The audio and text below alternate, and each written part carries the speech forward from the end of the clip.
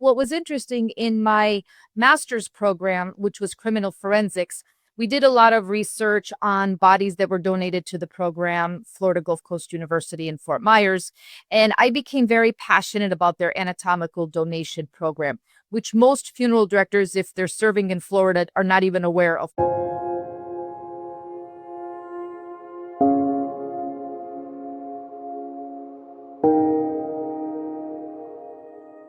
Hi, everybody, and welcome to another episode of the Glam Reaper podcast. I'm your host, Jennifer Muldowney, aka the Glam Reaper. And on today's episode, I am joined by the gorgeous, the fabulous Dr. T. Now, Dr. Tanya is from Miami Dade College, and I'm going to let her introduce herself, but we are going to get into a few educational things, I think, on this episode.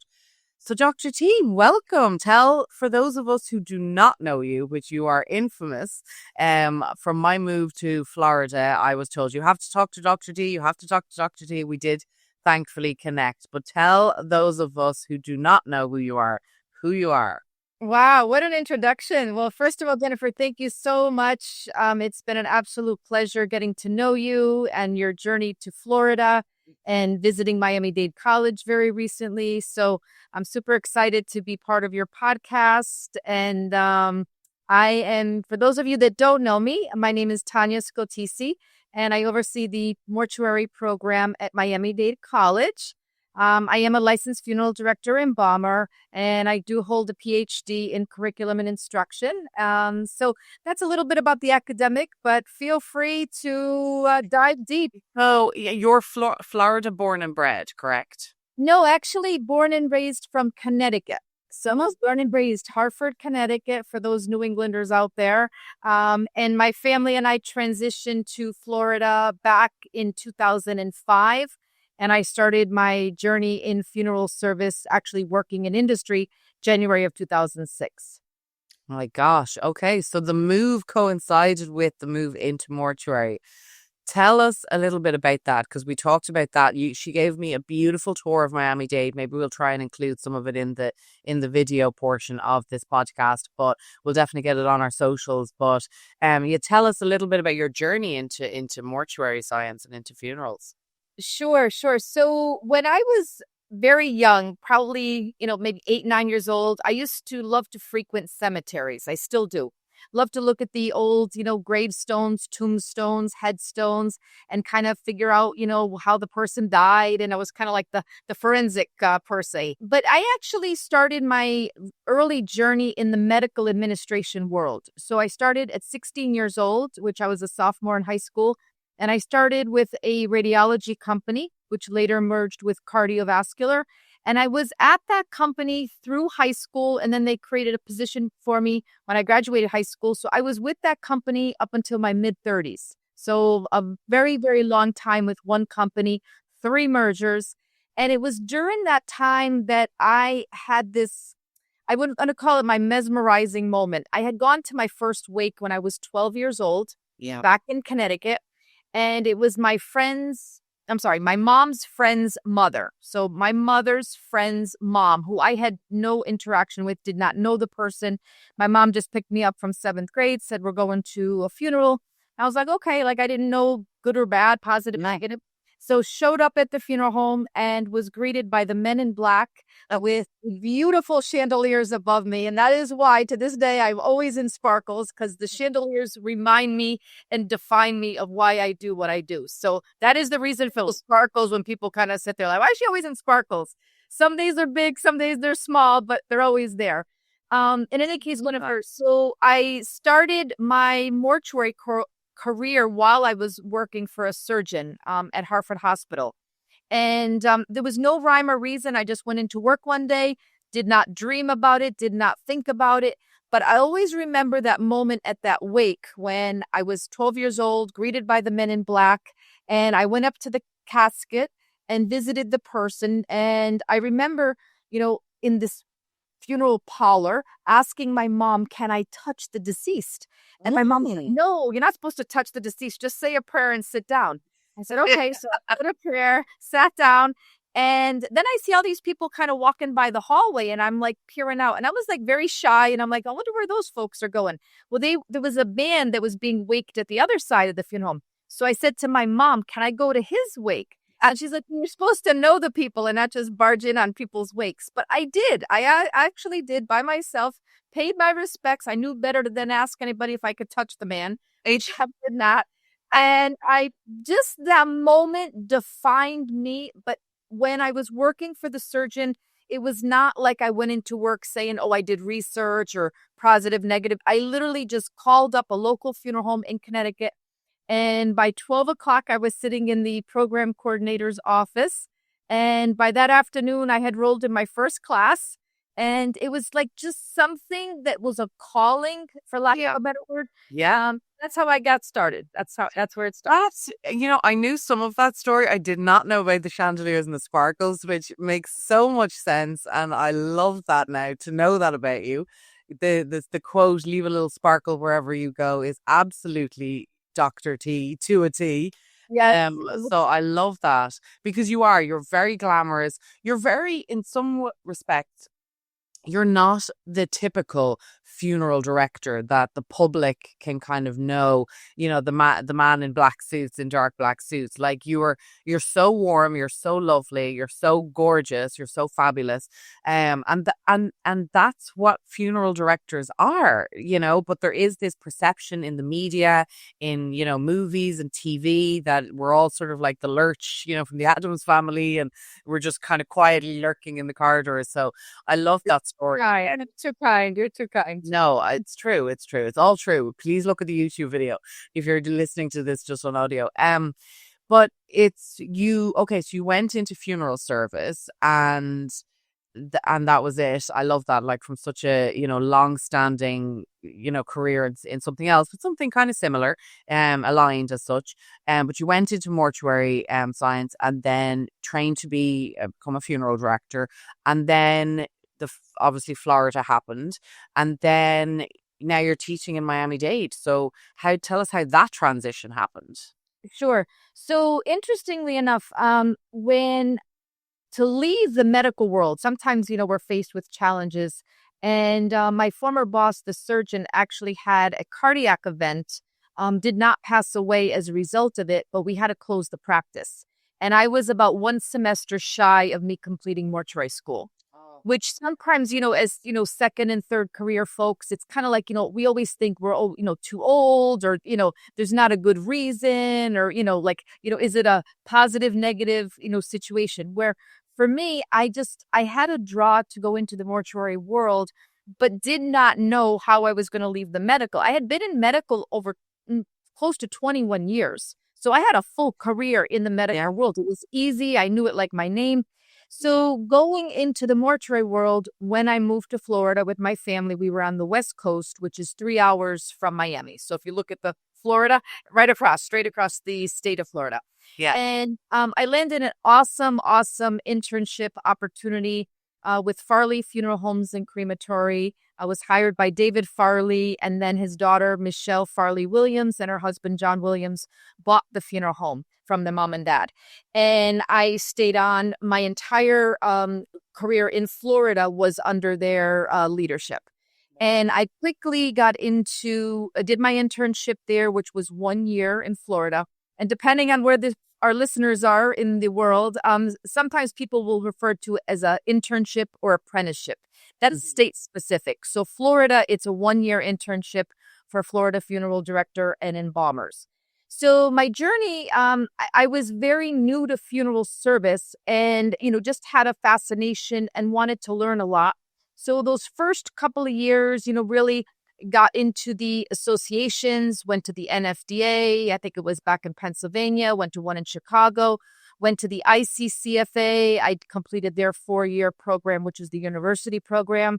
Actually went to Modena, Italy for the FIAT, which is the Federation of International Association of Thanatologists, and really immersed myself in an area that was very new to me. So I stayed at the funeral home, completed my internship, and then within about maybe within about 6 to 12 months of me completing the internship, I got into a management position, where I had been in the medical world.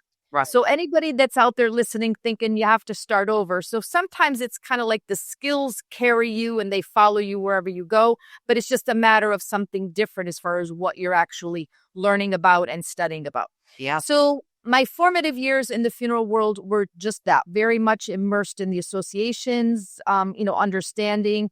And interesting, another area that not many funeral directors like is disinterments. When you take a casket, exhume a casket, and for family knowledge, or if they're forensics, if something's happening, like the who, why, what, or if somebody just wants their person relocated.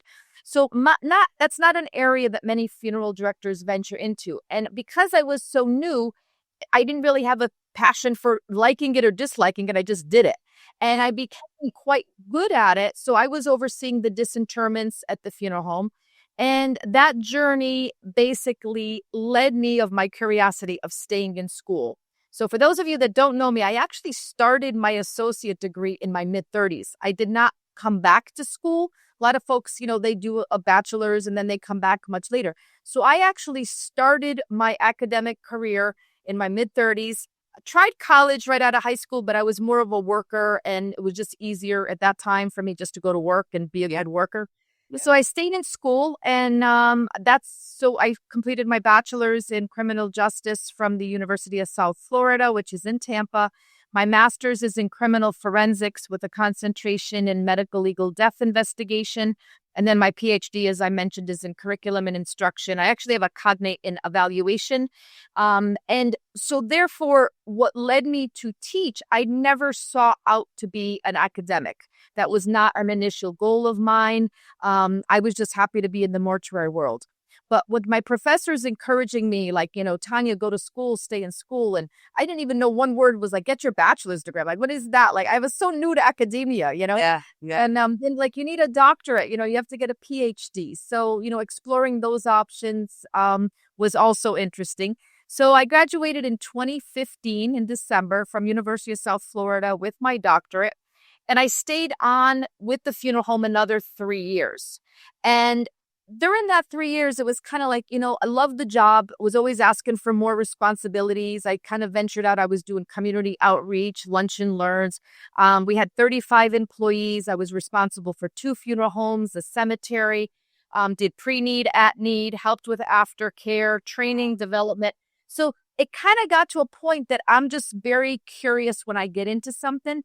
And a colleague of mine, Melanie Wysinski from University of South Florida, actually called me and she's like, Tanya, did you see there was a posting for Miami Dade College for a full-time professor? And I had done much training in my, in medical world, funeral world, but not in an academic setting. So I said, no, I'm not on any academic websites, but I'll check it out. So landed the job at Miami Dade College. And that transition happened very quickly. I remember I got called and I would have given the funeral home much more notice if the college had given me much more notice, but yeah, I did not. So I transitioned, and within a few days, I was relocating to Miami and landed the job as a full-time professor August of 2018. And was full-time professor and, working regular. Our program goes year round. So it's fall, spring, summer. And then when the former program coordinator stepped down, I was appointed by the Dean of Faculty to assume the position of the program coordinator in January of 2023. So I'm a full-time professor and also oversee the program as the program coordinator. Well, if that is not motivation for everyone out there to, whatever you're thinking in your career or wherever you're at, there's something in every part of your story to motivate, whether it's go back to college, whether it's try out the new job, whether it's completely career shift midlife, whether it's, go for the management position, because you touched on so many points that I have had conversations with. I'm 43 and I've had conversations with people in their 20s and 30s, and, they think, oh my God, I don't have it all done. I don't have the husband or the kids, or I don't have, the yellow brick house or whatever it is, yellow brick, maybe not. but or changing. And I do find sort of younger people today do change careers a lot, which, there's good and bad to both, definitely. But doing what you did, which is almost so similar to sort of what my own mother did, which was being in a job for so long, like that 20 years, like she did that. And then, she kind of retired, but then went back to work. But it doesn't have to be just because you've been with a company for 10, 20, whatever amount of years. You can still change up and do something new. Such an incredible inspiration. It's amazing. And you've just kept climbing. Yeah. And most recently, since I've been in Miami, it probably dated back probably right around the pandemic or maybe Yeah. emerging out of it. I started getting requests to serve as an expert witness. So right now I work with 5 attorneys currently. I have a caseload that could probably even keep me full time with the amount of cases that I oversee for funeral home, questionable wrongdoing, cemetery wrongdoings. So yeah, so that's another it just kind of morphed into that. Again, I did not seek out to be, in the area of mortuary law, but I love it. It's a great way to immerse myself into a legal case. And it just, it's just so inspiring for me to help families if there's something done wrong Yeah. and to really point out what happened. So that's another area that I'm very passionate about. That is, and because we talked a little bit about that when I visited you at Miami Dade, with Dr. Sharon, I believe it was. Yes, that's Yes, exactly. we had wonderful, or I was about to say evening. It was a day where there was a Caribbean fair, and oh my God, there was dancing and all sorts of fun stuff. It was really, really great fun. It's Miami Dade, definitely seek it out and have a check out their mortuary science program with Dr. T. Willick. We're going to leave all your information below so everyone can contact you if and when they need to. But tell us a little bit more about that. That's fascinating. I mean, I grew up with these sort of murder mystery books, and I fascinated with real life murders. And I think, oh my God, I think Dr. Sharon told me something that day about how there's like over 100 active serial killers in the US right now, or something crazy like that, where I was like, oh my God, we need to get her on the podcast. So tell me a little bit about that side of you, which is obviously kind of almost, it's like, it's not part of your day job. So it's like a side hustle. It's something you do obviously when, you have the time, which is just amazing. And, helping these families, because that's what a lot of people don't realize. And we did do an interview with somebody who does autopsies. People don't realize this side of mortuary. And there was another episode where we did about somebody harvesting organs, and sort of transplants and helping people in that sort of respect. That donating bodies, like there is a whole other section that even in the untalked about industry that is the death care industry, there's a whole other section that's sort of not talked about, which is the criminal side of it, or the wrongful doing, as you said. Tell us a little bit about that if you can. Like, what was your most maybe triumphant moment, or like craziest case that you kind of worked on, if you can? Not sure if you can. Yeah. So, some of the cases are currently active, but I'll share with you. So, what was interesting in my master's program, which was criminal forensics, we did a lot of research on bodies that were donated to the program, Florida Gulf Coast University in Fort Myers. And I became very passionate about their anatomical donation program, which most funeral directors, if they're serving in Florida, are not even aware of Florida Gulf Coast, unless you're a relative of mine or a student of mine. But that's where I'm going. I'm very passionate about that donation program. It's an osteology, so it's the study of bones. You're never cremated and you're never buried. So personally, I am claustrophobic and afraid of fire. So I don't really prefer either cremation or burial in any sense, including aquamation or watermation or alkaline hydrolysis. So for me, being able to serve as an expert witness, I get called in on cases where, and first of all, the amount of cases that I'm being consulted on definitely outweigh the actual cases that I'm actually hired as an expert. So I'm get called probably 3-4 times a week, just on routine attorneys saying they have this case, can you take a look at it? They'll give me a lowdown. For Florida, for cases specifically to Florida, we are under Chapter 497. And basically, it has to be a completely outrageous, intentional disrespect to dignity, to the decedent, or to the family. That's kind of summing it up. So it can be contract, it can be something happened to the body, wrongful cremation, wrongful burial. So the cases that I get called in on are vary from both, just contractual wrongdoings. Something happened at the funeral home. And it's not a matter, some people kind of take that and think like, oh, something goes wrong. They messed up the flowers. I'm going to sue the funeral home. Right. So, I mean, I try to preach to my students. They hear me. They're like, okay, like you have one chance to make a funeral right. Okay. Yeah. So there is no wrongdoing. And I stress that, amongst our other professors, which we've added to our talent at Miami Dade College for the funeral service program. So we have a wonderful array of professors, but I really, really instill in the students, this isn't a do-over profession, right? You can't just say, oh, sorry, I forgot to order the flowers. Let me get you, it happens and it is what it is. On the legal side, it has to do with fines, money, or time. So it kind of falls under those categories.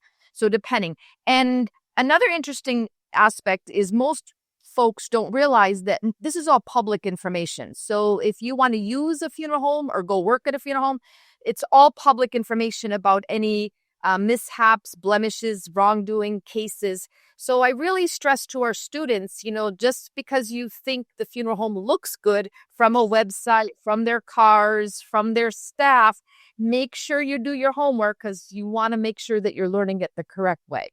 That is very good point. Yes. Gosh, I wouldn't have even thought of that. Do your homework. Yeah. Wow. Yes, yes, yes. So it's, and being, on the college side, I had sat so many years from 2006 to 2018 on the industry side, right? With all the roles that I described. So then having come over to the academic side, as far as, the issues and trials and tribulations that a program faces. And then also, really stressing to the students, what is this profession?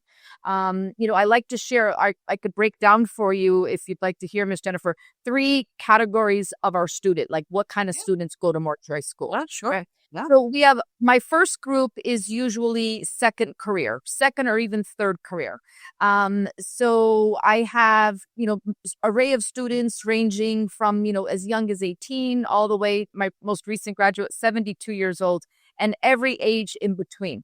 So a lot of the second and third are usually between, let's say, 30 and 55, coming in out of a helping profession. They may have done, like, for example, maybe law enforcement or nursing, academia, helping professions, I like to call them. And they just had just a vision, like, oh, I want to go on to the mortuary side. So many of my students are actually following in my footsteps, coming from another career, first time in college, but being non-traditional from an age point of view. Yeah. So those are like, I really love the students because they're so ambitious, and they come in and, they want to take 5 classes, and can we get a 6th class in? And they're trying to juggle, younger ones, older ones. And within 3 weeks, they're like either exhausted or spent or want to give up. So I always say, you waited this long, so we'll get you to the finish line as soon as we can. But for that first semester, you just want to be gentle with yourself and go easy. So Yeah. first group is the definitely helping profession. Second group is usually coming into the profession, wanting the license to either take over, own, or manage a funeral home. So maybe their parents, grandparents, aunties, somebody in the family has a funeral home and they're looking to take it over. Yeah. And then my last group are usually my younger students. I would say probably 40 and under, even probably 35 and under. They're like my goth-like students, so very heavily tatted and pierced. And with all due respect, my own daughter, who's going to be 32, she does have piercings and tattoos. So I did my dissertation for my doctoral study on this specific topic, because a lot of them will come in for the first class, rainbow hair and fully tatted and pierced. And the conversation is like, where are you going to fit in? And the first thing they'll say, well, I only want to be an embalmer. I'm like, well, really? Well, if you owned a funeral home and your funeral home does both serving families on the directing side and embalming, Florida specifically is very conservative as far as the look goes, the black suits and, the professional and things of that nature.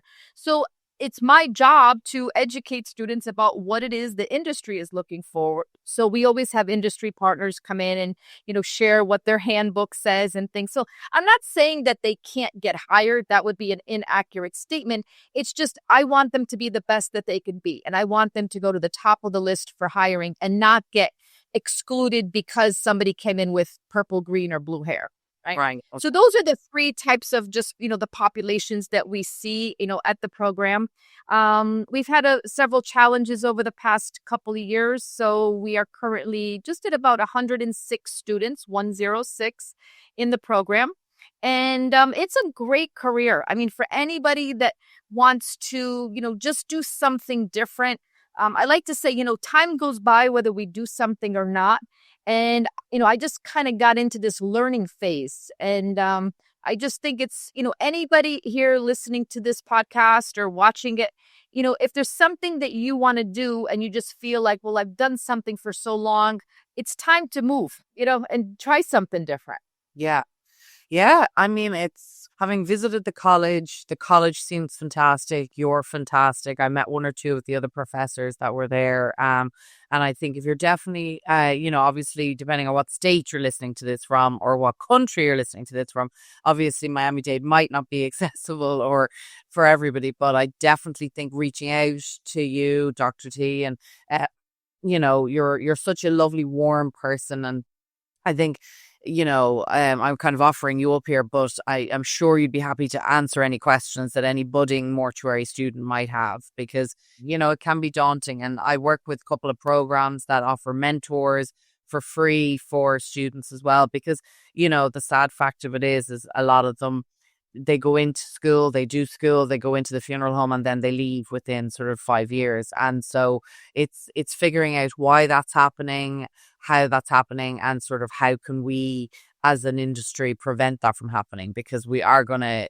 have some problems in the future if we can't get folks to and you and I did even talk about, I'm not a licensed funeral director, that nearly everybody on the podcast should know at this point. I'm not a licensed funeral director, but it was something that I was very interested in doing because I've had arguments with people where I'm like, I wish the funeral home was dual, a bit like I guess what you said about people coming in saying that I want to be an embalmer. Those people need to pair up with the likes of me, because I do not want to do anything to do with embalming. I'm much more of a customer focus. That's where my strengths would be. God, you wouldn't want me in there. I could do the makeup part, but I could not do the scientific part for sure. But there's options for you. You shocked me with that. So there's many. So as I shared, like my background with the forensics, some students, like to go in that route or get further studies into anything like crime scene. We actually have a great program, a transition program. It's a nice pathway for students going from the associate of the 2 years into a baccalaureate with crime scene and or business administration. So they can stay at Miami Dade College at the North Campus and, get a bachelor's degree in addition to their associates. But for folks like you, Jennifer, that, maybe this is just something just to kind of pick your, just kind of put it in the back of your brain, right? So Florida, we have what's called the College Credit Certificate. It's a CCC.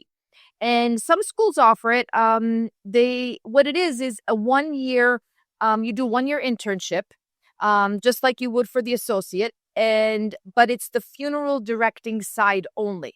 So it's a certificate, not a degree, but the courses are primarily all of the arts section that the students go for the funeral directing. And in Florida, it is literally the coursework, and you need an associate in anything. It could be anything at all, an associate degree or higher. And it's just coursework and a 1 year internship, and you're licensed as a funeral director. Yeah. So, I mean, I remember being floored when you told me that. I was like, what? I'm definitely looking into it and considering it now that I've sort of expanded down here. I don't know where I would find the time, but we would figure that out. But I'm genuinely looking into it because I have a degree in business from back home in Ireland, and I'm assuming that would transfer easy enough explore, Jennifer. And for any listener out there, it's kind of like, my goal is to I always say my verb is to inspire, right? Yeah. I've had so many awesome mentors, professors along the way, colleagues at the funeral home, the owners of the funeral home. And it's just been amazing. I would be remiss, not to shed light to Dr. Sonali Saha, who is our department chairperson, who has been absolutely instrumental. We received a lot of help from Dr. Claudia Bonilla, Dr. Pablo Sacasa, and Dr. Efrain Venezuela. They've all been tremendous with the program and the support that we have received. And then Dr. Sharon Plotkin has helped us with the baccalaureate degree.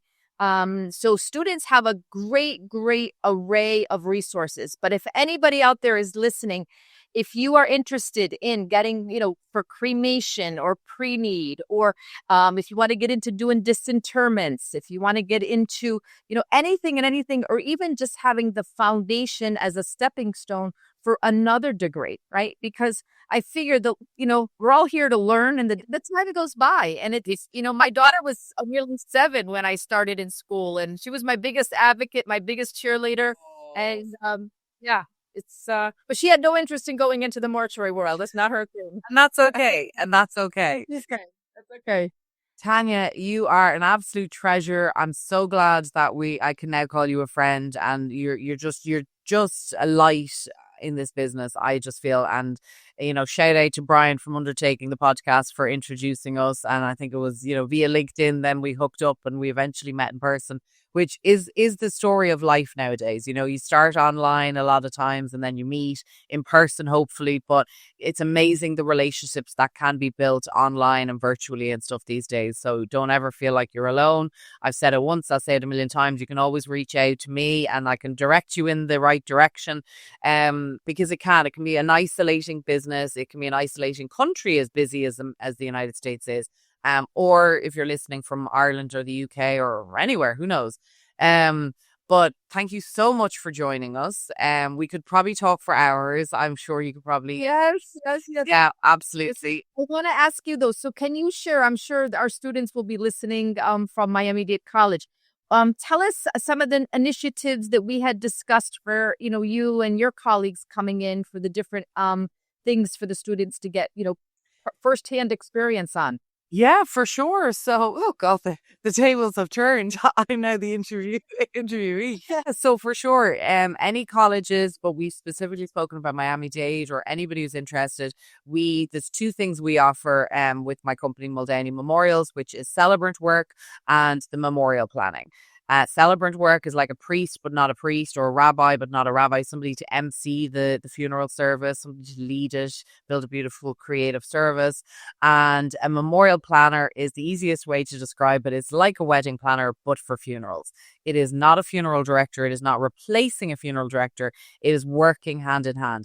A lot of funeral directors take the memorial planning and blend it in with their own career and just bring it back to the funeral home themselves. And some of them will hire outside help like me to come in and just provide that extra helping hand to a family, because it can be a lot. So between those 2, and mental health is obviously a big thing that you and I have talked about, and retention in the business and stuff. We can do the celebrant course, and we can come and I think we should do like a 1-hour chat just about celebrant work, and maybe I'll incorporate some of the memorial planning. I think could be great. I also just released a pet loss course, which, as you know, is very dear to my heart. So incorporating all of that, we obviously do sell all of that on the website. We did actually just recently, which, you know what, I actually think I'm going to offer it to your students for free. We just recently, I just launched a meditation. Always happy to gift and help out where I can. Obviously, I have to turn the lights on too, but it's when it comes to the students and the colleges and stuff, I'm always happy to help, because these are the funeral directors of tomorrow, and the more educated they are, the more resources they have access to, the better. So yeah, I love to talk about all of those aspects. We have a celebrant course, we have a pet loss course, I know people have been emailing me. There is going to be a memorial planning course. I just haven't had the time, guys. I am sorry. It is coming. Maybe it'll even have aired by the time this airs. Maybe I will have it out by then. We do have a hospitality course as well, which is different, but we do have a hospitality course about hospitality in a funeral home. So we have that coming too. So yeah, I think maybe we just have a session where we do a Q&A on all of that with your students. Maybe we'll even record it and we can use it for other folks that have those questions too. Could be something. Yes, yes, yeah. Well, from the first moment I met you, you were like a force of energy, Miss Jennifer, like truly like a force of energy and just this beam of light. And I remember, spending the day with you at Miami Dade, and yeah, it was fun, and we really got to know each other, and got a full tour of the college and met some of the higher administrators and my colleagues, other professors. So yeah, truly, truly amazing. So as always, they'll welcome you back. We'll be resuming classes in the fall, and would love to have you, present your material to our students. Let's do this. Well, on that note, let's wrap it up and say thank you to Dr. T, and we'll definitely have her back, guys. I think that'll be the main consensus. We're going to leave all our information here, and thank you so much for joining us. Thank you. Thank you. And my tagline is, remember, I'll be the last one to let you down.